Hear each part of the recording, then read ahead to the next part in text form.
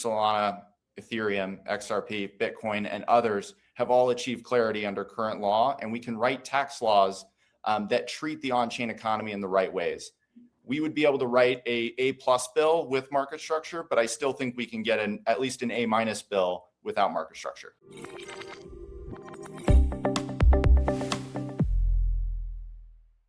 We have a very special guest who's actually been really active in thinking about the tax issues and working with House Ways and Means. Colin McLaren, who's the head of government relations from the Solana Policy Institute, is joining us. Welcome, Colin. Hey there, guys. Thank y'all for having me. Thanks for being here. So why don't you give us a little preview of what you've been working on and where House Ways and Means is going? We've seen certain drafts circulating, but give us the lay of the land on crypto tax. Yeah, and to go back to your prior points about how important crypto tax is to the ecosystem and to crypto innovation happening here in America, we can go back to early last year when the Broker Rules CRA was passed, most bipartisan congressional review act in history, which overturned an IRS guidance around designating DeFi front ends and other actors in the DeFi space as brokers. That was an incredible move that ensured that DeFi could be built here in America without unnecessary and burdensome regulation. So what we're going to see now is a continuance of that by Congress and by the Trump administration to ensure that we are decreasing frictions for innovation here in the United States. I think we've seen House Ways and Means really working hard, bringing together a roundtable of CEOs just a few weeks ago to discuss the important issues at play in tax. We also saw Congressman Miller and Congressman Horsford come forward with their proposal of what a bipartisan consensus around crypto tax bill could look like. While it might not be that exact bill, and it seems Ways and Means is working on their own product, it will certainly rhyme with what they have put in their proposal. And I think it hits on a lot of the top line topics that the industry and Congress is looking to solve for. Yeah. So can you give us a rundown of like what the topics are? You know, there's been a lot of talk on staking, a lot of talk on DeFi front ends, but what are the top 3, top 5 issues that we really need to grapple with in a bill to get clarity? And as Renato said, to bring people back on shore? I think from our perspective at the Solana Policy Institute, representing the investors, users, and builders of a layer 1 blockchain, there's 3 that we're really looking at. I think the first that I'll reference is making sure we write a carefully crafted wash sale rule. For reference, wash sale rules exist in current tax law, but they apply to securities. We have never applied the wash sale rule to commodities. And for tokens like Bitcoin, Ethereum, Solana, XRP that have commodity status under current law, we would be treating these commodities differently than we do other commodities, which doesn't feel like parity to me. So we need to ensure that we're writing a wash sale rule that treats crypto fairly and puts it on par with other assets. On-chain securities should be taxed the same as off-chain securities. They should be subject to the wash sale rule. But we need to be careful and particularly look at Title I and the token classification language in upcoming market structure to help guide how we treat the wash sale rule with respect to tokens individually. But we haven't applied it to commodities before. And I don't expect us to apply it to commodities in the future because that would lack parity. The second piece here would be the de minimis provision. When you look at the incredible Genius Act that was bipartisan and the White House signed into law, we created a classification of assets that are cash-like. Under the Miller-Horsford draft, we've set a de minimis that applies to stablecoins to ensure that the minute secondary market fluctuations around par value that we see on stablecoins don't result in gains or losses for users that they might have to track or that brokers would have to issue 1099 DAs for. However, legislation must include is a de minimis for economically insignificant transactions like transaction and gas fees, where someone disposes of Ethereum or Solana in a very small amount and might have a recognition event that they need to track. We need to eliminate the frictions around small transactions and around the transactions that are going to make up the on-chain economy and the real-world economy as stablecoins take up a larger part of it. And finally, staking is incredibly important. We need to get it right. It's a challenging issue, and there's a lot of work that needs to be done educating folks on how staking rewards are newly created tokens by the taxpayer and should be taxed as such at sale as a capital asset. So Colin, let's say that we can't work out new legislation. Nothing happens. What are the implications for the industry if that happens? I think the implications for the industry is that we are going to continue working on the dual track that we already have between the regulatory space and the legislative space. The White House has been a fantastic partner on a series of solutions for various issues that can be solved through guidances and rulemakings. We saw the Department of Labor rescind the guidances that blocked 401ks from holding crypto, unlocking retirees and pensioners to a whole new range of assets. Secondly, we could do the same thing with staking.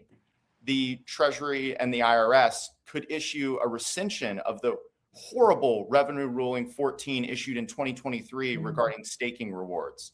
By rescinding that rule, we would unlock staking innovation in the United States and ensure those assets are taxed as they should be, as capital assets at sale. This is much more extensive than I think most tax lawyers, or certainly most lawyers in the space, have a knowledge of. So on the government relations side, diving this deep into tax, pretty impressive. Do you think, Colin, let's say no market structure passes. Do you think we'd still be able to get tax legislation passed on the crypto side, even in the absence of market structure? I certainly think tax legislation can get done with or without market structure. Obviously, with market structure, with a clear view of token classification, you're going to be able to write a much more carefully crafted bill that doesn't have to come back to the drawing board potentially in the future to align with where the market structure ends up being. However, we know what are not securities.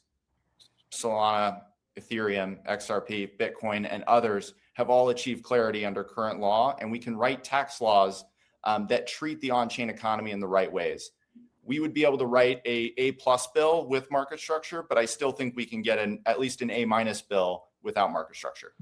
So what do you think the odds are of getting at least an A- bill, given that, Rebecca and I spoke a moment ago about how things our margin for error is getting smaller with clarity. Is our margin wider for tax? I think we've spent a great deal of time working with the Banking Committee, working with the Senate Agriculture Committee, working with the House Financial Services Committee, and working with the House Agriculture Committee on getting them up to speed on what our technology does. Blockchain 101s have been happening for years in the Senate Banking Committee and the Senate Ag Committee, but I don't think we've applied as many resources, be that time, talent, or treasure, in engaging with the Ways and Means and the Senate Finance Committee. There is an open door from both committees for industry to come in and let them know how their technology works, what their needs are, and what their legislative priorities are. It's very much a blank paper right now, and industry needs to come in and help craft it with members of Congress and with their staff. And I will say, having been on the Hill 2-3 weeks ago, we did deal with a lot of these tax issues, including how to make sure that foundations and those types of organizations can come back on shore, which Jito did around the same time when we were in DC. And, I will say the appetite for education and for moving this forward, I thought was pretty wide from a lot of the congressmen and women who are on the Ways and Means Committee. Absolutely. And I would flag members like Congressman Mike Carey, who led a fantastic letter to the Treasury and IRS on this staking issue in particular, along with 7 or 8 other members, including other members of the Ways and Means Committee, specifically pushing on staking and mining issues. There are some real bright spots on the Ways and Means and Finance Committee and folks that will be real leaders in the months ahead as we continue to negotiate out this legislation. We talked a moment ago on prior episodes of our show about what the window looks like for market structure in terms of a timing, right? And so trying to get that done before mid-year. Is this something that you think also needs to get done before mid-year, or you think there's a possibility this goes into the fall into election season? I wouldn't put a timeline on tax legislation right now. Tax is not something known for moving very fast. I think the pace that you see around tax is more methodical. We write these rules. These rules need to be applied to every single American. And they need to be well thought out. And I think Ways and Means and Senate Finance are going to do an incredibly good job of being methodical and working their way through and not forcing a timeline on themselves that would result in not the best legislation getting written or something being pushed out that isn't workable for industry. I think Congress is fully capable of dual tracking market structure and tax legislation, and industry is fully ready to put 100% of its weight behind both things. Yeah. And last question, at least on my end, is do you think that tax will be a less partisan issue and less, let's say, politically charged than something like market structure? Right. You don't have the same national security concerns about tax. And I think tax clarity would mostly benefit the US economy, where you know when the revenue is coming in what ways and things like that. So will it be less politically charged? Do you think there will still be some things that are drawn down partisan lines? I certainly think partisanship will play a factor. I think that there are great Democrats in both committees that are really ready to come to the table and work. I think you heard it today, even at the Senate Agriculture Committee markup. While it was a partisan markup, there were members still at the table working to get to yes between the committee and the floor.